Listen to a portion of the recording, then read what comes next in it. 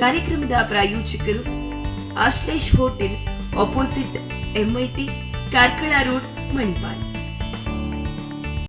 ನಮಸ್ಕಾರ ವೀಕ್ಷಕರೇ. ಕ್ರೀಡೆ, ಕಲೆ, ಸಾಮಾಜಿಕ ಕಳಕಳಿ ಇದರಲ್ಲಿ ತುಂಬ ಹೆಸರು ಮಾಡಿರುವಂತಹ ವ್ಯಕ್ತಿ ನಮ್ಮ ಜೊತೆ ಇದ್ದಾರೆ. ಇವರು ಸಾಕಷ್ಟು ಶಿಷ್ಯರನ್ನು ಹೊಂದಿದ್ದಾರೆ. ಹಾಗೆ ಈಜುಗಾರಿಕೆಯಲ್ಲಿ ನಮ್ಮ ದೇಶದಲ್ಲೇ ವಿಶೇಷ ಹೆಸರನ್ನು ಮಾಡಿದ್ದಾರೆ. ಈಜುಗಾರಿಕೆ ಮಾತ್ರ ಅಲ್ಲ, ಕಲೆಯಲ್ಲಿ ಕೂಡ ವಿಶೇಷ ಹೆಸರನ್ನು ಮಾಡಿದ್ದಾರೆ. ಇವರು ಹಾರ್ಮೋನಿಯಮನ್ನು ತುಂಬ ಚೆನ್ನಾಗಿ ನುಡಿಸಬಲ್ಲರು. ಅದರ ಜೊತೆಗೆ ಚಿತ್ತಾರಗಳ ಜಾದುಗಾರ ಕೂಡ ಹೌದು. ಇವತ್ತಿನ ನಮ್ಮ ಅತಿಥಿ ವಿಶೇಷ ಅಂದರೆ ಈಜು ಪಟುವಾಗಿ ಹಲವಾರು ವರ್ಷಗಳಿಂದ ತನ್ನ ಸತತ ಪ್ರಯತ್ನದಿಂದ ವಿಶೇಷ ಶಿಕ್ಷಾ ಬಂಧವನ್ನು ಕೂಡ ಅವರು ಹೊಂದಿದ್ದಾರೆ. ಸೊ ಅಂಥ ಒಂದು ಗುರುಗಳನ್ನು ನಾವು ಇವತ್ತು ಭೇಟಿ ಮಾಡ್ಕೊಂಡು ಬರೋಣ, ಅವ್ರ ಜೊತೆ ಮಾತಾಡ್ಕೊಂಡು ಬರೋಣ. ಬನ್ನಿ.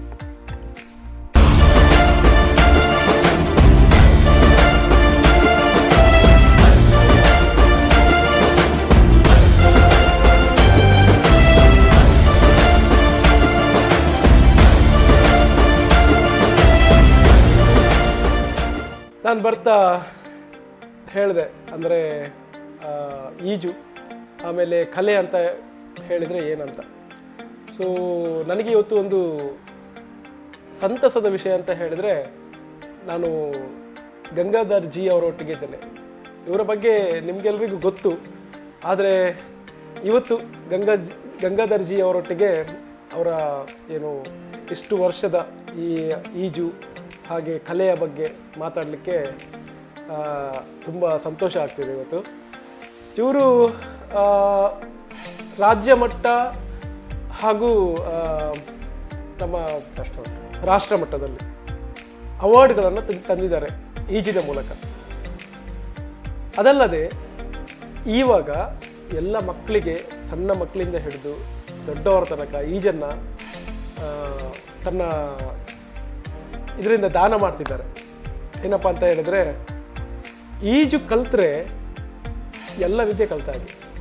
ಅಂದರೆ ಈಜಲ್ಲಿ ಬರುವಂತಹ ಒಂದು ಕಾನ್ಫಿಡೆಂಟ್, ಆಮೇಲೆ ನಮ್ಮ ದೇಹದ ಮೇಲೆ ಬೀರುವಂತಹ ಪರಿಣಾಮ ಬೇರೆ ಯಾವುದೇ ಎಕ್ಸಸೈಸಲ್ಲಿ ಕೂಡ ಬರೋದಿಲ್ಲ. ಇವತ್ತು ನಮ್ಮ ಜೊತೆ ಗಂಗಾಧರ್ ಜಿ ಅವರಿದ್ದಾರೆ. ಅವರನ್ನ ಕಾರ್ಯಕ್ರಮಕ್ಕೆ ಸ್ವಾಗತಿಸೋಣ. ನಮಸ್ತೆ ಸರ್. ನಮಸ್ತೆ.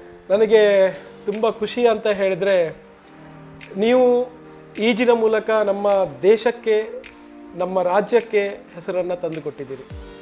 ನೀವು ಈ ಈಜನ್ನು ಕಲಿಬೇಕಾದ್ರೆ, ಈಗ ಒಂದು ಕಲೆ ಅಂತಲೇ ಹೇಳ್ಬೋದು.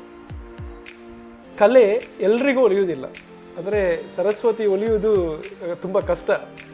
ಹಾಗೆ ನಿಮಗೆ ಒಂದಲ್ಲ ಮೂರು ಕಲೆಗಳನ್ನು ದೇವರು ನಿಮಗೆ ಕೊಟ್ಟಿದ್ದಾರೆ. ನೀವು ಈಜನ್ನು ಮಾಡ್ತೀರಿ, ಆಮೇಲೆ ಹಾರ್ಮೋನಿಯಮನ್ನು ಬಾರಿಸ್ತೀರಿ, ಭಜನೆಯನ್ನು ಮಾಡ್ತೀರಿ, ಹಾಗೆ ಚಿತ್ರಗಳನ್ನು ಬಿಡಿಸ್ತೀರಿ. ನಿಮಗೆ ನಾನು ಮೊದಲನೇ ಕೇಳೋದಂತ ಹೇಳಿದ್ರೆ, ಈಜಿನ ಪ್ರೇರಣೆ ಅಂದರೆ ಈಜು ಮಾಡಬೇಕಂತ ಪ್ರೇರಣೆ ನಿಮಗೆ ಹೇಗೆ ಬಂತು? ಒಳ್ಳೆ ಕ್ವಶನ್ ಇದು. ಈಜು ನಾನು ಮೊದಲು ಸಮುದ್ರ ಬದಿಯಲ್ಲೇ ಇದ್ದ, ಹುಟ್ಟಿ ಬೆಳೆದವ.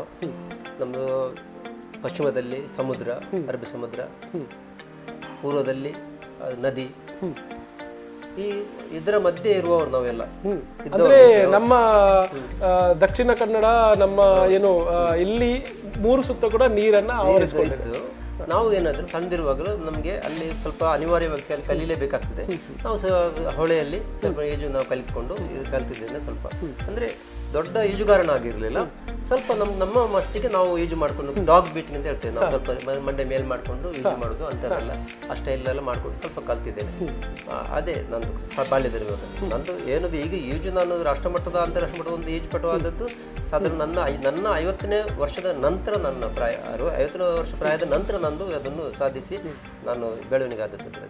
ಅಂದರೆ ಈಜು ಕಲಿಬೇಕಾದ್ರೆ ಈಗಿನ ಒಂದು ಕಾಲದಲ್ಲಿ ಏನು ಹೇಳ್ತಾರೆ, ಈಜು ಕೊಳನೇ ಬೇಕಂತ ಇಲ್ಲ, ಎಲ್ಲಿ ಬೇಕಾದರೂ ಈಜನ್ನು ಕಲಿಬೋದು. ಆದ್ರೆ ನೀವು ನದಿಯಲ್ಲಿ ಈಜು ಕಲ್ತದಂತ ಹೇಳಿದ್ರೆ ಅದಂದ್ರೆ ದೊಡ್ಡ ಮಟ್ಟ ಅದು. ಅಲ್ಲಿ ಯಾವ ರೀತಿ ಅಂದ್ರೆ ಡೀಪ್ ಇರ್ತದೆ ಅದೆಲ್ಲ ಗೊತ್ತಿರುವುದಿಲ್ಲ. ಆದ್ರೆ ಅಲ್ಲಿ ಕಲ್ತದ್ರಿಂದ ನಿಮ್ಗೆ ಒಂದು ಈಜನ್ನ ಮುಂದೆ ತಕೊಂಡು ಹೋಗ್ಬೇಕಂತ ಒಂದು ನಿಮ್ಗೆ ಪ್ರೇರಣೆ ಆಯ್ತು ಅಂತ ನೀವು ಹೇಳ್ತೀರಿ. ಈಗ ನಾನು ಕೇಳ್ತೀನಿ, ಈಜಿನಿಂದ ಮನುಷ್ಯರಿಗೆ ಅಂದ್ರೆ ನಮ್ಮ ಜೀವಕ್ಕೆ ಅಲ್ಲ ನಮ್ಗೆ ಅದರಿಂದ ಏನ್ ಬೆನಿಫಿಟ್ಸ್ ಇದೆ? ನಾನು ಈಜಿನ ಬಗ್ಗೆ ನಾನು ಸ್ವಲ್ಪ ಈಗ ಜನಜಾಗೃತಿ ಮಾಡ್ತಿದ್ದೇನೆ. ಈಗ ಇತ್ತೀಚೆಗೆ ಅದೆಲ್ಲ ಫಸ್ಟ್ ಮೊದಲಿನಿಂದಲೂ ಮಾಡ್ತಿದ್ದೇನೆ. ನಾನು ಹೇಳೋದು ಅದರಲ್ಲಿ ಹಲವಾರು ಉದ್ದೇಶಗಳಿರ್ತದೆ, ಯಾಕೆ ಬೇಕು ಅಂತ ನೋಡಿ. ನಾನು ಅದರಲ್ಲಿ ಮುಖ್ಯವಾಗಿ 3 ವಿಷಯ ನಾನು ಕೊಡ್ತಿದ್ದೇನೆ. ಆತ್ಮರಕ್ಷಣೆಗಾಗಿ ಈಜು, ಆರೋಗ್ಯಕ್ಕಾಗಿ ಈಜು, ಹವ್ಯಾಸಕ್ಕಾಗಿ ಈಜು ಅಂತ ನಾನು 3 ಪಾಯಿಂಟ್ ನಾನು ಎಲ್ಲಿಯೂ ನಾನು ಬ್ಯಾನರ್ ಸ್ಲೋಗನ್ ಹಾಕಿ ನಾವೆಲ್ಲ ಸೈಕಲ್ ಜಾಥಾ ಕೂಡ ಮಾಡಿದ್ರು. ನನ್ನ ಮಕ್ಕಳನ್ನು ಕರ್ಕೊಂಡು ಧರ್ಮಸ್ಥಳಕ್ಕೆ ಕರ್ಕೊಂಡು ಹೋಗಿದ್ದೆ ನಾನು ಸೈಕಲ್ ಜಾಥಾದಲ್ಲಿ ಹೋಗ್ಬೋದು, ಆ ಥರ ಮಾಡಿದೆ. ಇವಾಗ ಸರ್ ನಿಮಗೆ ತುಂಬಾ ಅವಾರ್ಡ್ಗಳು ಸಿಕ್ಕಿದೆ, ಅಂದ್ರೆ ಯಾವುದೆಲ್ಲ ಅವಾರ್ಡ್ ಸಿಕ್ಕಿದೆ ಅಂತ? ಅಂದರೆ ನನಗೆ ಅಂದರೆ ಅವಾರ್ಡ್ ಅಂದರೆ ನಾನು ಫಸ್ಟಿಗೆ ನದಿಯಲ್ಲಿ ಕಲ್ತವ. ಆ ನಂತರ ಏನಾಯ್ತಂದರೆ ನನಗೆ ನಾವು ಇಲ್ಲಿ ಕಡೆಕರೆಗೆ ಊರಿಗೆ ಬಂದಿದ್ವಿ. 2005ರಲ್ಲಿ ಬಂದಿದ್ವಿ. 2005 ಬಂದಾಗ ಆವಾಗ ನಮಗೆ ಸ್ವಿಮ್ಮಿಂಗ್ ನಾನು ಸ್ವಲ್ಪ ಹೊಳೆಯಲ್ಲಿ ಮಾಡ್ತಿದ್ದೆವು, ಅಷ್ಟೊಂದು ಸ್ವಿಮ್ಮರ್ ಎಲ್ಲ ನಾನು. ಕಡೆಗೆ 2006ರಲ್ಲಿ ನನಗೆ MIT ಇದರಲ್ಲಿ ಅಲ್ಲಿ ಸ್ವಿಮ್ಮಿಂಗ್ ಪೂಲ್ನಲ್ಲಿ ನಮಗೆ ಪಾಸ್ ಕೊಟ್ಟರು. ಅಲ್ಲಿ ನಾನು ಸ್ವಿಮ್ಮಿಂಗ್ ಮಾಡ್ತಿದ್ದೆ, ಅದು ಒಟ್ಟಾರೆ ಸ್ವಿಮ್ಮಿಂಗ್ ಅದು. ಅಲ್ಲಿ ಒಂದು ಕೋಚ್ ಉಪೇಂದ್ರ ನಾಯ್ಕ್ ಅಂತ ಒಬ್ಬರು ಇದ್ದರು. ಅವರು ಸ್ವಲ್ಪ ಈಗ ನೀವು ಅದು ಆ ಥರ ಮಾಡಬೇಡಿ, ಈ ಥರ ಮಾಡಿ ಕಡೆಗೆ ಅಲ್ಲಿ ನೋಡ್ತಾ ಎಲ್ಲರೂ ಮಾಡೋದು ನೋಡಿ ಅಲ್ಲಿ 4 ಸ್ಟೈಲ್ ಇದೆ ಸ್ವಿಮ್ಮಿಂಗ್ನಲ್ಲಿ. 4 ಸ್ಟೈಲ್ ಇದೆ. ಒಂದು free style, back stroke, breast stroke, butterfly ಅಂತ ಇದೆ. ಅದನ್ನು ನಾನು ನೋಡಿ ಕಲಿತು ನಾನು ಅದನ್ನು ಅಭ್ಯಾಸ ಮಾಡಿದೆ. 2006ರಿಂದ ಸಾಧಾರಣ 2009 ತನಕ ನಾನು ಅಭ್ಯಾಸನೇ ಮಾಡ್ತಿದ್ದೆ, ಡೈಲಿ ಮಾಡಿದೆ. ನಾನು ಕಾಂಪಿಟೇಷನ್ ಹೋಗೋ ಒಂದು ಇರಾದೆಯಲ್ಲಿ ಇರಲಿಲ್ಲ, ಯಾವುದೊಂದು ಗೆಸ್ ಕೂಡ ಮಾಡಲಿಲ್ಲ. ಹಾಗೆ ಎದ್ದುಕೊಂಡು ಒಂದ್ಸಲ 2000 ಚಂದ್ರಶೇಖರ್ ರಾಯ್ ಅಂತ ಒಬ್ಬರು ಅಲ್ಲಿ ಸ್ವಿಮ್ಮರ್ ಬರ್ತಿದ್ರು. ಅವ್ರು ಬ್ರೆಸ್ಟ್ ಸ್ಟ್ರೋಕ್ನೇ ಭಾರಿ ಒಳ್ಳೆ ಇದ್ರು. ಅವ್ರು ನನಗೆ ಮಾತಾಡ್ತಾ ನೋಡಿ, ನೀವು ಸ್ವಿಮ್ಮಿಂಗ್ ಅದು ಬ್ಯಾಂಗ್ಳೂರಿನಲ್ಲಿ ನಮ್ಮದು ಸ್ಟೇಟ್ ಲೆವೆಲ್ ಸ್ವಿಮ್ಮಿಂಗ್ ಕಾಂಪಿಟೇಷನ್ ಇದೆ, ಅದು ಮಾಸ್ಟರ್ಸ್, ಅದು 25 ವರ್ಷ ಮೇಲ್ಪಟ್ಟವ್ರದ್ದು. ನಾನು ಹೋಗಿ 50 ವರ್ಷ ಆಗಿದ್ದು, 53 ಏನಾಗಿತ್ತು. ಕಡೆಗೆ ನೀವು ಬಂದರೆ ನಿಮಗೆ ನಿಮ್ಮ ಸ್ವಿಮ್ಮಿಂಗ್ ನೋಡಿ ಸ್ವಲ್ಪ ನಿಮಗೆ ಮೆಡಲ್ ಬರ್ಬೋದು ಅಂತ ಹೇಳಿದೆ. ಆಯಿತು, ನಾನು ಬರ್ತೇನೆ ಅಂತ ಅವರೊಟ್ಟಿಗೆ ಹೋದೆ. ಒಂದ್ಸಲ ಹೋದ್ ನನಗೆ ಬ್ಯಾಕ್ ಸ್ಟ್ರೋಕ್ನಲ್ಲಿ 50 ಮೀಟರ್ಸು 100 ಮೀಟರ್ಸ್ ಬ್ಯಾಕ್ ಸ್ಟ್ರೋಕ್ನಲ್ಲಿ ಒಂದು ಸಿಲ್ವರು ಮತ್ತೊಂದು ಬ್ರಾಂಜ್ ಎಲ್ಲ ಸಿಕ್ತು ನನಗೆ. ಅದು ಖುಷಿ ಆಯಿತು. ಒಮ್ಮೆ ಮೆಡಲ್ ಸಿಕ್ಕಿದ್ರೆ ನಾನು ಕೂಡ ಒಂದು ಹಾಗಾದ್ರೆ ನನ್ನ ಸ್ವಿಮ್ಮಿಂಗ್ ಸಾಧಾರಣ ಇದೆ ಅಂತ ನನಗೆ ಕಾನ್ಫಿಡೆನ್ಸ್ ಬಂತು. ನಾನು ಹಾಗಾದ್ರೆ ಪೊಟ್ಟು ಸ್ವಿಮ್ಮರ್ ಅಲ್ಲ ಅಂತ. ಅಂದ್ರೆ ನೀವು ಅಂದ್ರೆ ಸತತ ಪ್ರಯತ್ನ ಮಾಡಿದ್ದೀರಿ ಅಂತ ಹೇಳಿದ್ರೆ, ನೀವು ನೋಡಿ ನದಿಯಲ್ಲಿ ಈಜ್ಕೊಂಡು ಆ ಮಟ್ಟಕ್ಕೆ ಹೋಗ್ಬೇಕಾದ್ರೆ ನಿಮ್ಮ ಪ್ರಯತ್ನ ಕೂಡ ತುಂಬಾ ಇದೆ. ಹೌದು, ಪ್ರಯತ್ನ ತುಂಬ ಮಾಡಿದ್ದೇನೆ. 3 ವರ್ಷ ನಾನು ಪ್ರಾಕ್ಟೀಸ್ ಮಾಡಿ ನನಗೆ ಮಾಡಿ ಆನಂತರ 2009ರಿಂದ ನಾನು ಕಾಂಪಿಟೇಷನ್ ಓದಿದ್ದು. ಅಲ್ಲಿಗೆ ಕೆಲವು ಮೆಡಲ್ ಬಂತು. ಈಗ 2009ರಿಂದ ಮೊನ್ನೆ ಇದೇ ಮಂತ್ ನಾನು ಬ್ಯಾಂಗ್ಳೂರಿನಲ್ಲಿ ಪುನಃ ಇತ್ತು ಅದು ಮಾಸ್ಟರ್ಸ್. ನನಗೆ ಒಟ್ಟಿಗೆ 34 ಗೋಲ್ಡ್ ಮೆಡಲ್ ಇದು ರಾಜ್ಯ ಮಟ್ಟದಲ್ಲಿ 34 ಗೋಲ್ಡ್ ಮೆಡಲ್ ಆಗಿದೆ, ಚಿನ್ನದ ಪದಕ ಆಗಿದೆ. 16 ಬೆಳ್ಳಿ ಪದಕ ಪಡೆದಿದ್ದೇನೆ, 9 ಕಂಚಿನ ಪದಕ ಪಡೆದಿದ್ದೇನೆ.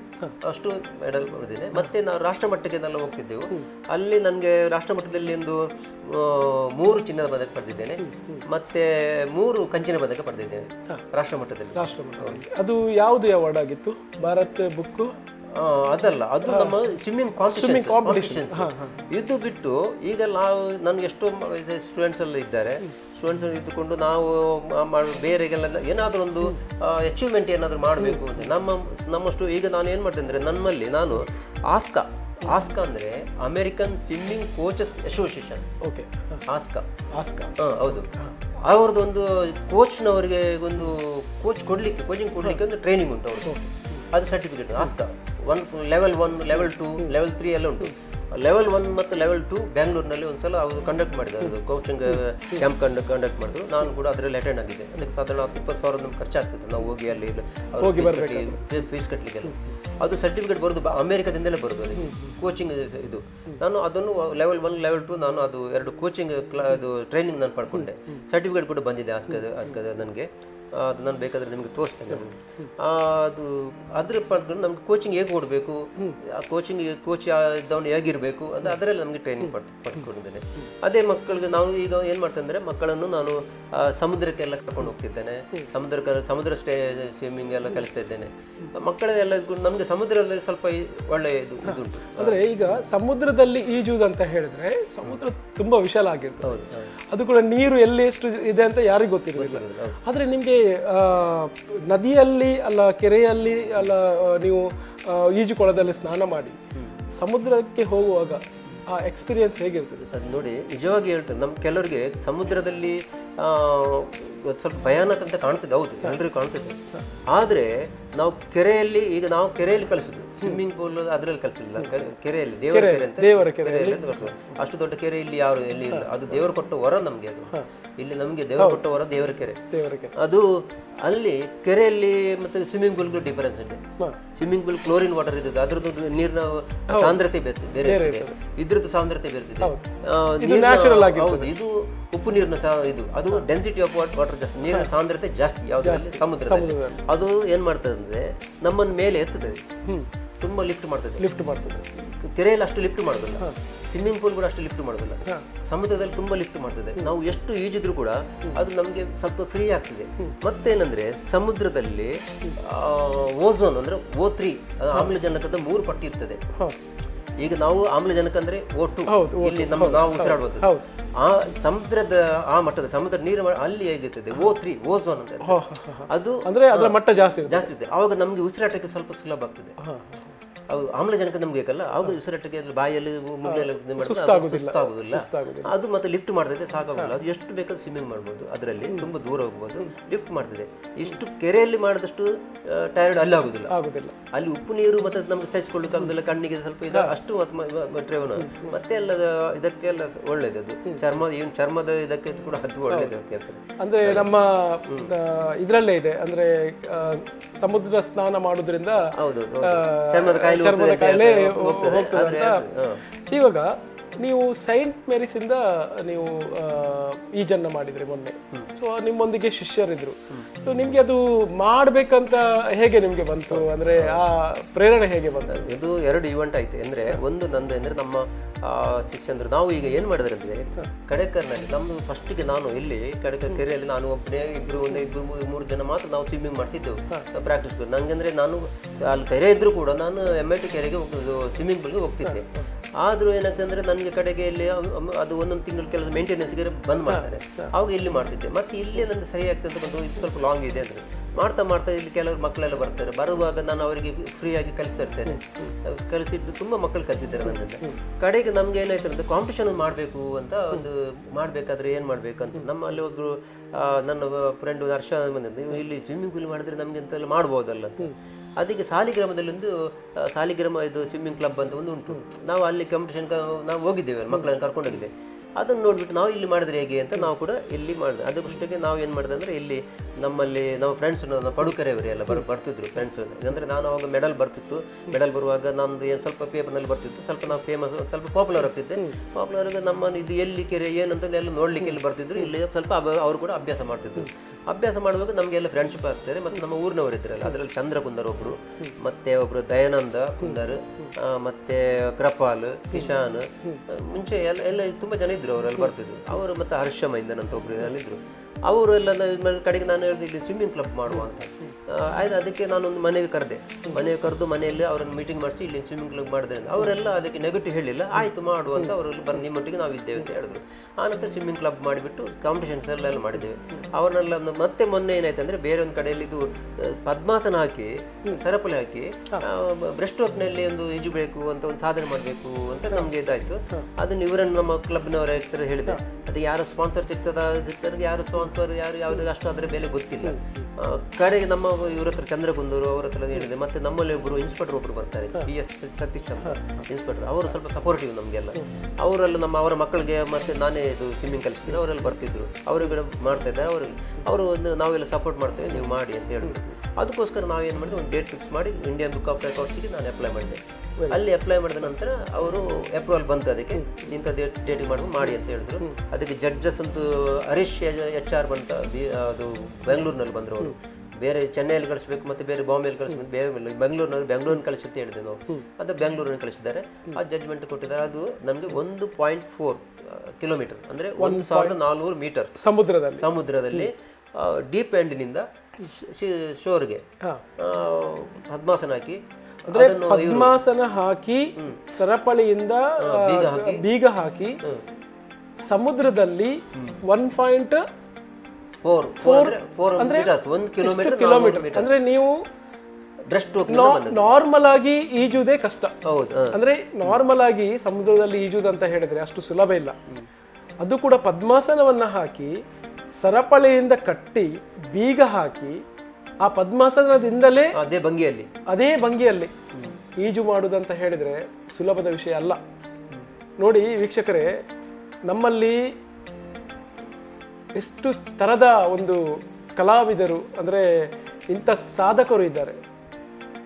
ನಮಗೆ ಗೊತ್ತಿರುವುದಿಲ್ಲ ಇಂಥ ಸಾಧಕರು ನಮ್ಮ ಊರಲ್ಲಿ ಕೂಡ ಇದ್ದಾರೆ ಅಂತ. ಇದು ನಮ್ಮ ದೇಶ ಮಾತ್ರ ಅಲ್ಲ, ಅಂದ್ರೆ ಪೂರಾ ಇಡೀ ವರ್ಲ್ಡಿಗೆ ಗೊತ್ತಾಗಬೇಕು ಇಂಥ ಸಾಧಕರು ನಮ್ಮೊಂದಿಗೆ ಇದ್ದಾರೆ. ಇವರು ಮಾಡುವ ಈ ಸಾಧನೆಗೆ ನಾವು ಸಪೋರ್ಟನ್ನು ಕೂಡ ಮಾಡಬೇಕು. ಯಾಕೆಂತ ಹೇಳಿದ್ರೆ ಈ ಸಾಧನೆ ಮಾಡೋದಂತ ಹೇಳಿದರೆ ಒಂದು ತಪಸ್ಸೆ. ಅದು ಕೂಡ ಆ ಸಾಧನೆಯ ಒಟ್ಟಿಗೆ ಇಷ್ಟು ಮಕ್ಕಳಿಗೆ, ಇಷ್ಟು ಶಿಷ್ಯಂದರಿಗೆ ಅವರಿಗೆ ಒಂದು ಈಜನ್ನು ಕಳಿಸಿ ಅವರನ್ನು ಒಂದು ಟ್ರೈನ್ ಮಾಡೋದಂತ ಹೇಳಿದರೆ ಅದು ಸುಲಭದ ಕೆಲಸ ಅಲ್ಲವೇ ಅಲ್ಲ.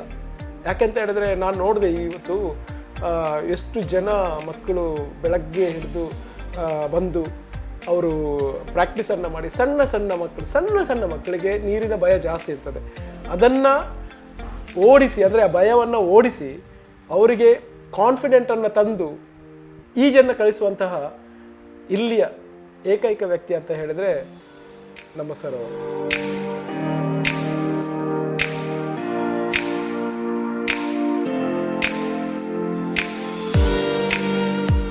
Hello everyone, ನನ್ನ ಪುದರ್ ಹರ್ಷ ಪಂದ್. ಯಾನ್ ಲಾಸ್ಟ್ 1 ಮಂತ್ ಡಿಂಚಿ ಸರ್ನ ಅಂಡರ್ ಟ್ರೈನಿಂಗ್ ಜೊತೊಂದುಲ್ಲೆ ಸ್ವಿಮ್ಮಿಂಗ್. ಆ್ಯಂಡ್ ಯಾನ್ ಪ್ರೀವಿಯಸ್ಲಿ ಒಲ್ಲ ಸ್ವಿಮ್ಮಿಂಗ್ ಕಲ್ದಿಜಿ ಒಕ್ಕ ಎಂಕ್ ವಾಟರ್ ಪಂಡ ಮಸ್ತ್ ಪೋಡಿಗೆ ಎತ್ತಂಡ್. But I think sir really ಎಡ್ಡೆ ಮಲ್ ಪೂರಗಲೆಲ್ಲ ಟ್ರೈನ್ ಮಲ್ತೊಂದುಲ್ಲೇರು.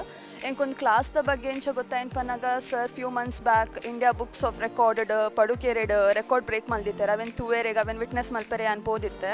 ಅದಾಗ ಸರ್ ಅನೌನ್ಸ್ ಮಲ್ದಿತ್ತೆ ಸ್ಟೇಜ್ ಪ್ರೋಗ್ರಾಮಡ್ ಆರ್ ಪೂರ ಸ್ಟೂಡೆಂಟ್ಸ್ಗೆ ಎನ್ಕರೇಜ್ ಮಲ್ಪೇರು ಮಲ್ಲಗಲ್ ಎಲ್ಲಿಯಾಗಲ್ ಸ್ವಿಮ್ಮಿಂಗ್ ಕಲ್ಪೆರೆಗೆ. ಸೊ ಅಂಚೆ ಹೆಂಗೆ ಗೊತ್ತಾಂಡು ಕಿ ಇಂಚ ಮೂಲು ಕಡೆ ಕಾರ್ಡ್ ಕ್ಲಾಸಸ್ ನಡೀತೊಂದುಂಡು ಪಂದು. ಸೊ ಆ್ಯಂಡ್ ಸರ್ನ ನಂಬರ್ ದೆತ್ತೊಂದು ಇಡೆಗೆ ಬತ್ತೆ.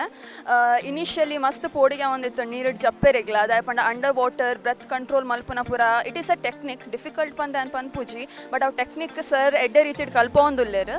ಫಸ್ಟ್ 1 ವೀಕ್ 2 ವೀಕ್ಸ್ ಎಂಕಲ್ ಖಾಲಿ ಟ್ಯೂಬ್ ದಿ ಒಂದು ಕಲ್ಪೊಂದಿತ್ತ. As you can see few people are using tubes. ಅವು ಆಯ್ಗೆ ಹೆಲ್ಪ್ ಅನ್ಪನಾಗ ಜಸ್ಟ್ ವಾಟರ್ಡ್ ಎಂಕಲ್ ಫ್ಲೋಟ್ ಮಲ್ಪೊಲಿ ಪಂದೊಂಜಿ ಕಾನ್ಫಿಡೆನ್ಸ್ ತಿಕ್ಕಂಡು ಎಂಕಲಿಗೆ. ಸೊ ವಾಟರ್ದ ಒಂಜಿ ಫ್ರೆಂಡ್ಲಿನೆಸ್ ಡೆವಲಪ್ ಆಂಡ್ ಅವು ಬೊಕ್ಕ ಸರ್ ಟ್ಯೂಬ್ ದೆತ್ತದು ಇತ್ತೆ ನಾನು ಮಲ್ತೊಂದಿಲ್ಲ. Very amateur but I am trying. But over all sir ಪ್ರತಿಯೊರೆಗ್ಲ ಇದು ಮಸ್ತ್ ಜನ ಸ್ಟೂಡೆಂಟ್ಸ್ನಾಗಲ್ ಬರ್ಪೇರ. ಆ್ಯಂಡ್ ಸರ್ ಪ್ರತಿಯೊರೆಗ್ಲ ಇಂಡಿವಿಜುವಲಿ ಆದ ಟೈಮ್ ಡಿವೋಟ್ ಮಲ್ತು ಟ್ರೈನ್ ಮಲ್ತೊಂದುಲ್ಲೇರು. ಕ್ಲಾಸ್ ಆಲ್ಮೋಸ್ಟ್ 6:30 to 7:30 8 ಮುಟ ಯಾನ್ ಉಪ್ಪೆ. ಬಟ್ ಸರ್ 9 ಮುಟ ಉಪ್ಪೇರ್. So over all I am enjoying new skill. And also it is like ಒಂಜಿ ಲೈಫ್ ಸ್ಕಿಲ್ ಪನ್ಪನೋಲಿ life saving skill. So I am happy that 2021 ಅಡಿ ಆನ್ ನ್ಯೂ ಸ್ಕಿಲ್ ಕಲ್ತೆ. ಬೊಕ್ಕ ಹೆಲ್ತ್ ಬೆನಿಫಿಟ್ಲ ಮಸ್ತ್ ಉಂಡು ಪೂರಲೆಗ್ಲ ಗೊತ್ತುಂಡು. It's a whole body exercise. So ಮಸ್ತ್ ಬೆನಿಫಿಟ್ ಆವೊಂದುಂಡು ಕ್ಲಾಸ್ ಇಡ್ಲ. And sir is a great inspiration.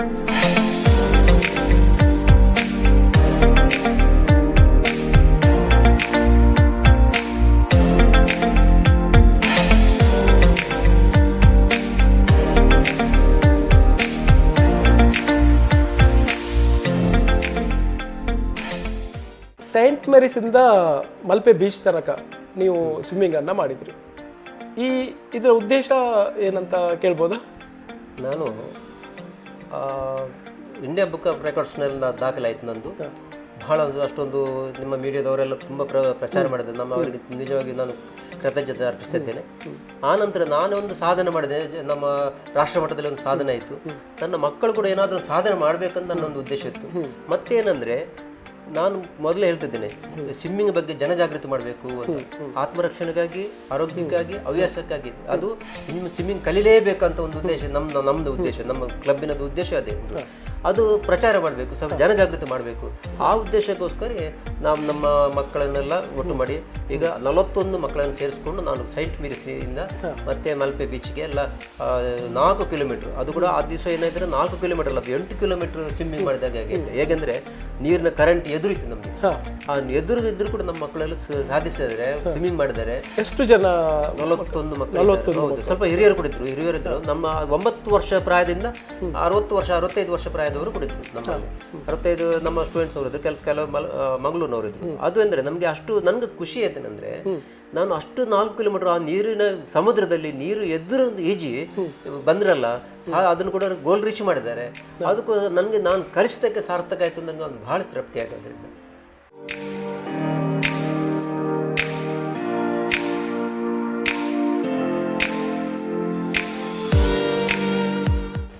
ಸುಮಾರು 2 ವರ್ಷಗಳ ಹಿಂದೆ ನಾನು ಮತ್ತು ನನ್ನ ಕುಟುಂಬ ಉಡುಪಿ ಅಜ್ಜರಕಾಡು ಸ್ವಿಮ್ಮಿಂಗ್ ಪೂಲ್ನಲ್ಲಿ ಈಜಲಿಕ್ಕೆ ಹೋಗ್ತಾ ಇದ್ವಿ. ಅಲ್ಲಿ ಅಧಿಕ ಒತ್ತಡ ಇದ್ದಿದ್ದರಿಂದ ಅಲ್ಲಿದ್ದ ಕೆಲವರು ಶ್ರೀ ಗಂಗಾಧರ್ ಜಿ ಕಡೆಕಾರ್ನವರು ಉಚಿತವಾಗಿ ಕಡೆಕಾರ್ ಕೆರೆಯಲ್ಲಿ ಉತ್ತಮವಾಗಿ ಈಜನ್ನು ಕಲಿಸ್ತಾರೆ ಅಂತ ತಿಳಿದು ಬಂದ ಮೇಲೆ ನಾವು ಇಲ್ಲಿಗೆ ಬಂದು ಈಜು ಕಲೀಲಿಕ್ಕೆ ಸ್ಟಾರ್ಟ್ ಮಾಡಿದ್ವಿ. ನಮಗೂ ಹಾಗೂ ನನ್ನ ಮಕ್ಕಳಿಗೆ ಹಾಗೂ ಇಲ್ಲಿ ಸುಮಾರು ಸಾವಿರಾರು ವಿದ್ಯಾರ್ಥಿಗಳಿಗೆ ಅವರು ಈಜನ್ನು ಕಲಿಸಿದ್ದಾರೆ.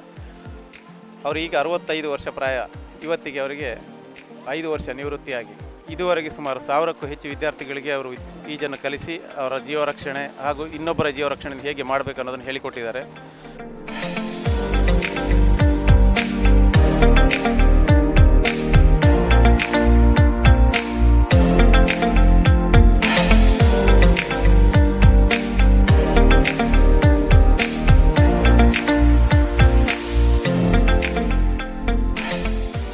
ಸರ್, ಇವಾಗ ಮಕ್ಕಳಿಗೆ ಈಜು ಅಂದರೆ ಎಷ್ಟು ಇಂಪಾರ್ಟೆಂಟ್, ಅಂದರೆ ಮಕ್ಕಳು ಈಜು ಕಲಿಬೇಕು ಅಂತ ಇದ್ದರೆ ಮಕ್ಕಳಿಗೆ ಎಷ್ಟು ಇಂಪಾರ್ಟೆಂಟ್ ಇದೆ ಈಜು ಕಲಿಸುವುದು? ಇದು ಒಳ್ಳೆ ಪ್ರಶ್ನೆ. ಯಾಕಂದರೆ ಈಗ ನಾವು ಎಷ್ಟು ಒಂದು ನಮ್ಮ ಜನಾಂಗದ ಒಂದು ಕಲ್ತಿದ್ದಾರೆ, ಕಲ್ತರು ಎಷ್ಟೊಂದು ಅದು ಬೇಕು ಬೇಡ ಅಂತ ಹೇಳೋದಿಲ್ಲ, ಆದರೆ ಮಕ್ಕಳಿಗೆ ಅದು ವೆರಿ ಇಂಪಾರ್ಟೆಂಟ್. ಯಾಕಂದರೆ ಈಗ ನಮ್ಮ ಒಬ್ಬರು ಹಿರಿಯರು ಹೇಳಿದ್ರು ಮುಂಚೆ, ನಮ್ಮ ಬೇರೆ ದೇಶದಲ್ಲಿ ಅಂದರೆ ಈಜಿನದೊಂದು ಸಬ್ಜೆಕ್ಟ್ ಇರ್ತದೆ, ಎಜುಕೇಷನಲ್ಲಿ ಸಬ್ಜೆಕ್ಟ್ ಇರ್ತದೆ, ಎಜುಕೇಷನಲ್ಲಿ ಒಂದು ಸಬ್ಜೆಕ್ಟ್. ಆ ಸಬ್ಜೆಕ್ಟ್ ಪಾಸ್ ಆದರೆ ಅವ್ನು ಮತ್ತೆ ಮುಂದಿನ ಕ್ಲಾಸ್ಗೆ ಹೋಗುದು. ಅದೇ ಥರ ನಮ್ಮ ಇಂಡಿಯಾದಲ್ಲಿ ಕೂಡ ಆಗಬೇಕು, ಅಂಥದ್ದೊಂದು ಸಬ್ಜೆಕ್ಟ್ ಇದ್ದರೆ ನಮಗೆ ಕಂಪಲ್ಸರಿ ಮಾಡಬೇಕು, ಮಕ್ಕಳಿಗೆ ಖಂಡಿತ ಬೇಕು ಅಂತ. ಯಾಕಂದರೆ ನಮ್ಮಲ್ಲಿ ನೇವಲ್ಗೆ ಈಗ ನಮ್ಮ ತುಂಬ ಸ್ಟೂಡೆಂಟ್ಸ್ ಇದ್ದಾರೆ, ನೇವಲ್ಗೆ NCC ಅಲ್ಲಿ ಇದ್ದಾರೆ. ಈಗ ಕೆಲವರಿಗೆ ಆ NCC ನಾವು ಯಾವುದೋ ಒಂದು ಅವ್ರಿಗೆ ಇಂಪಾರ್ಟೆಂಟ್ NCC ಅವರಿಗೆ. ಈವನ್ ಏರ್ಫೋರ್ಸ್ ಇದರಲ್ಲಿ ಫ್ಲೈಟ್ನಲ್ಲಿ ಏರ್ ಹೋಸ್ಟೆಸ್ ಅದು ಅವರೆಲ್ಲ ಇದ್ರೆ ಕೂಡ ಅವರಿಗೆ ಕೂಡ ಇಂಪಾರ್ಟೆಂಟ್ ಅಂದರೆ ಈಜು ಗೊತ್ತಿರಲೇಬೇಕು. ನೀವು ಇವಾಗ ನಾನು ಕೇಳಿಪಟ್ಟಿದ್ದೇನೆ, ನೀವು ಒಂದು ಭಜನಾ ಮಂದಿರದಲ್ಲಿ ಅರ್ಚಕರಾಗಿದ್ದೀರಿ, ಆಮೇಲೆ ನಿಮಗೆ ಹಾರ್ಮೋನಿಯನ್ನು ನೀವು ನುಡಿಸ್ತೀರಿ, ಆಮೇಲೆ ಸುಂದರವಾದ ಚಿತ್ತಾರಗಳನ್ನು ಕೂಡ ಬಿಡಿಸ್ತೀರಿ. ಇದು ಹೇಗೆ ಸರ್? ಅಂದರೆ ನೀವು ಎಷ್ಟು ವರ್ಷದಿಂದ ಇದನ್ನು ಕೂಡ ಪ್ರಾಕ್ಟೀಸ್ ಮಾಡ್ತಾ ಇದ್ದೀರಿ? ಅಂದರೆ ಭಜನಾ ಮಂದಿರ ಅಂತ ಹೇಳಿದ್ರೆ ಅದು ಹೌದು. ಯಾಕಂದರೆ ಅದು ಭಜನಾ ಮಂದಿರ ನನ್ನ 12ನೇ ಪ್ರಾಯದಲ್ಲಿ ನಾವು ಸ್ಥಾಪನೆ ಆದದ್ದು ದೇವಿ ಭಜನಾ ಮಂದಿರ ಅಂತ. ದೇವಿ ಭಜನೆ ಅಂದರೆ ಅದಕ್ಕೆ ಆವಾಗ ನಿಜವಾಗಿ ನಮ್ಮ ದೇವಿ ಅಂದರೆ ದುರ್ಗಾದೇವಿ ಅಂತ. ಆವಾಗ ನಮಗೆ ಸಣ್ಣದಿರುವಾಗ ಕಲ್ಪನೆ ಇಲ್ಲ ನಮಗೆ ದುರ್ಗಾದೇವಿ, ಅದು ದುರ್ಗಾದೇವಿ, ಅಂಬಾದೇವಿ ಅಂಥದ್ದು ಕಲ್ಪನೆ ಇಲ್ಲ. ದೇವಿ ಅಂದರೆ ಅಷ್ಟೇ. ಅದು ಏನಾಯ್ತಂದರೆ ನಾವು ಸಣ್ಣ ಮಕ್ಕಳಿರುವಾಗ ಸ್ವಲ್ಪ ಆಡ್ತಾ ಇದ್ದು, ಮಕ್ಕಳು ದೇವರಾಟ ಅಂತ ಆಡ್ತಾ ಇರೋದು, ಕೆಲವೆಲ್ಲ ಸೇರ್ಕೊಂಡು ಇದು ಮಾಡ್ತಿರುವಾಗ ಒಂದು ಭಜನೆ ಮಂದಿರ ಕೊಟ್ಟಿಗೆಲ್ಲ ಹಾಕ್ಕೊಂಡು ಮಾಡಿದ್ದು. ಅದು ಏನಾಯ್ತಂದ್ರೆ ಕಡೆಗೆ ಅಲ್ಲಿ ಯಾರು ಬೇರೆ ಮನೆಯವರಿಂದ ಒಂದು ಫೋಟೋ ತಂದು ಇಡುವುದು, ಅಲ್ಲಿ ಮತ್ತೆ ಶನಿವಾರ ಭಜನೆ ಮಾಡಿ ಮತ್ತೆ ಫೋಟೋ ಅವರಿಗೆ ವಾಪಸ್ ಆಯ್ತು. ಅದರಲ್ಲಿ ಏನಾಯ್ತು ಅಂದ್ರೆ ಕಡೆಗೆ ಒಂದು ನಮ್ಮ ಒಂದು ಕಾಪಿ ಪುಸ್ತಕದಲ್ಲಿ ಆ ವರ್ಷ ಒಂದು ದೇವಿಯ ಫೋಟೋ ಬಂತು, ಚಿತ್ರ ಬಂತು ಕಾಪಿ ಪುಸ್ತಕ ಬೈಂಡಲ್ಲಿ, ಮತ್ತೊಂದು ಗಣಪತಿ ಚಿತ್ರ ಇದಿತ್ತು. ನಾನೇನು ಮಾಡಿದೆ ಆವಾಗ ನಮ್ಗೆ ಮುಂಚಿನಿಂದ ನಮ್ಗೆ ಸ್ವಲ್ಪ ಏನಾದರೂ ಕಲೆ ಇದರಲ್ಲಿ ಮಾಡಿದ್ರೆ ಸ್ವಲ್ಪ ಆಸಕ್ತಿ ಜಾಸ್ತಿ. ನನ್ನ ಸ್ಲೇಟ್ ದಡೆ ಇತ್ತು, ಸ್ಲೇಟ್ ದಡಕ್ಕೆ ಅದನ್ನು ಹಾಕಿಬಿಟ್ಟು ಒಂದು ಗ್ಲಾಸ್ ಕೊಡೋದು ನೋಡಿ, ಅದಕ್ಕೊಂದು ಕಾಕತಾಡಿ ಅಂತ ಹೇಳೋದಕ್ಕೆ ನೋಡಿ ಒಂದು ಗ್ಲಾಸ್ ಸಿಕ್ಕಿತ್ತು ನನಗೆ ಹೊಳೆ ಬದಿ ಹತ್ತಿರ, ಅದು ಬೇಲಿಯಲ್ಲಿ ಸಿಕ್ಕಿದ ಗ್ಲಾಸ್ ಅದಕ್ಕೆ ಸರಿ ಆಗ್ತಿತ್ತು. ಅದಿಟ್ಟು ನನಗೆ ಈ ಚಿತ್ರ ಕೂಡ ಸರಿ ಆಯಿತು, ಅದಕ್ಕೆ ಹಾಕಿಬಿಟ್ಟು ಅದಕ್ಕೆ ಆವಾಗ 1 ಸಿಗರೇಟ್ ಅಂತ ಅದರ ಪ್ಯಾಕೆಟ್ ಬೇಗಡೆ ಎಲ್ಲ ಅಂಟಿಸಿ ಅದಕ್ಕೆ ಕಿರೀಟದಾಗೆ ಎಲ್ಲ ಮಾಡಿಬಿಟ್ಟು ಅದನ್ನು ಫೋಟೋ ಮಾಡಿಬಿಟ್ಟು ಬೇರೆ ಮಕ್ಕಳು ಬರುವ ಮುಂಚೆ ಹೋಗಿ ಅದು ಅಲ್ಲ ಇಟ್ಟು ಬಂದು ಅದಕ್ಕೆ ಆವಾಗ ನನಗೆ ಆರ್ಟ್ ಬರೆಯೋದು ಮತ್ತು ಪುಸ್ತಕ ಇದು ಚಿತ್ರ ಬಿಡಿಸೋದು ಸ್ವಲ್ಪ ನನಗೆ ಆಸಕ್ತಿ ಇತ್ತು. ಅದನ್ನು ಕಡೆಗೆ ಶ್ರೀ ದೇವಿ ಭಜನಾ ಮಂದಿರ ಅಂತ ಪೆನ್ಸಿಲ್ ಅದು ಬಣ್ಣ ಪೆನ್ಸಿಲಲ್ಲಿ ಬರೆದುಬಿಟ್ಟು ಅದಕ್ಕೆ ಹಾಕಿಬಿಟ್ಟು ಅದು ಆದ ನಂತರ ಅದನ್ನು ಫಿಕ್ಸ್ ಬೇರೆಯವರು ಒಪ್ಕೊಂಡ್ರು, ಬೇರೆ ಹುಡುಗರೆಲ್ಲ ಒಪ್ಕೊಂಡ್ರು. ಅದು ಆಯಿತು. ಈಗ ದೊಡ್ಡ ದೇವಸ್ಥಾನ ಆಗಿದೆ. ನಾನು ಅದರದ್ದು ಪೂಜೆ ಎಲ್ಲ ಮಾಡ್ತಾ ಇದ್ದೇನೆ. ನಾನು ಒಂದು ಪರ್ಮನೆಂಟ್ ಅಂದರೆ ನಿತ್ಯ ಅರ್ಚಕ ಅಂತಲ್ಲ ನಾನು. ಅಂದರೆ ನಾವು ಏನೋ ಒಂದು ನಮ್ಮ ಆಶೀರ್ವಾದ ಇದೆ, ನಾವು ಅದು ಮಾಡ್ತಿದ್ದೇನೆ. ಅದನ್ನು ಅಲ್ಲಿಂದ ಇಲ್ಲಿ ತನಕ 65 ವರ್ಷ ಆದರೂ ಕೂಡ ದೇವರ ಒಂದು ಚಾಕರಿ ಮಾಡ್ಕೊಂಡು ಬರ್ತಿದ್ದೇನೆ. ಹಾರ್ಮೋನಿಯಂ ಕೂಡ ನುಡಿಸ್ತೇವೆ. ಅದು ಹೇಗೆ ಅಂತ? ಅದೇ ಅದು ನಾನು ಹಾರ್ಮೋನಿಯಂ ನಮ್ಗೆ ಆವಾಗ ಭಜನೆ ನಾವು ಆವಾಗ ಹಾರ್ಮೋನಿಯಂ ಇರ್ತಿರ್ಲಿಲ್ಲ. ಭಜನೆ ನಾವು ಸಿಂಪಲ್ ಆಗಿ ಬೇರೆ ಕಡೆಗೆ ಹೋಗ್ತದೆ. ಕಡೆಗೆ ಹಾರ್ಮೋನಿಯಂ ಬಗ್ಗೆ ನಮ್ಗೆ ಆಸಕ್ತಿ ಆಯ್ತು, ಸ್ವಲ್ಪ ಇಂಟ್ರೆಸ್ಟ್ ಬಂತು. ಹಾಗಾಗಿ ಹಾರ್ಮೋನಿಯಂ ಇರಲಿಲ್ಲ ನನ್ನ ಹತ್ರ. ನಾವು ಏನು ಮಾಡಿದೆ ಅಂದರೆ ಕಡೆಗೆ ನಾನು 81 ನಂದು ಡಿಗ್ರಿ 79ರಲ್ಲಿ ಆಯಿತು. ನಾನು ಡಬಲ್ ಗ್ರಾಜ್ಯುಯೇಟ್ ಈಗ 79 ಮಿಲಾಗ್ರಿಸ್ ಕಾಲೇಜಿನಲ್ಲಿ ನಾನು 79 ಇಸ್ವಿದಂದು ಬಿಕಾಮ್ ಆಯಿತು. ಆ ನಂತರ ನನಗೆ ಜಾಬ್ ಇರಲಿಲ್ಲ. ಬಂದು ನನ್ನ ಕಡೆಗೆ ಸ್ಟೈಪೆಂಡರ್ ಗ್ರಾಜ್ಯುಯೇಟ್ ಅಂತ ಅವಾಗೊಂದು ಜಾಬ್ ಕಾಲ್ ಇದು ಮಾಡಿದೆ. ಅಂದರೆ 200 ರೂಪಾಯಿ, ತಿಂಗಳಿಗೆ 200 ರೂಪಾಯಿ, ದಿನಕ್ಕೆ 6 ರೂಪಾಯಿ ಕೊಡೋದು. ನಾವು ಹೋದರೆ ಸಿಗ್ತದೆ. ಅದು ಬಿಲ್ಲದ್ರೆ ಎಷ್ಟು ದಿವಸ ಹೋಗ್ತದೆ ಅಷ್ಟೇ ದಿವಸ 6 ರೂಪಾಯಿ ಕಟ್ಟಿ ಮಾಡಿಕೊಡ್ತಾರೆ ನಮಗೆ. ಇಲ್ಲ ತಾಲೂಕತ್ತಿನೆಲ್ಲ ನಮಗೆ ಎಲ್ಲ ಕೆಲಸ ಇತ್ತು ನಮಗೆ. ಆವಾಗ ಏನು ಮಾಡ್ತಿದ್ದರೆ ನಾನು ಮುಕುಂದ ಕೃಪಕ್ಕೆ ನಾನು ಹಾರ್ಮೋನಿಯಂ ಕ್ಲಾಸ್ಗೆ ಎಲ್ಲ ಹೋಗ್ತಿದ್ದೆ.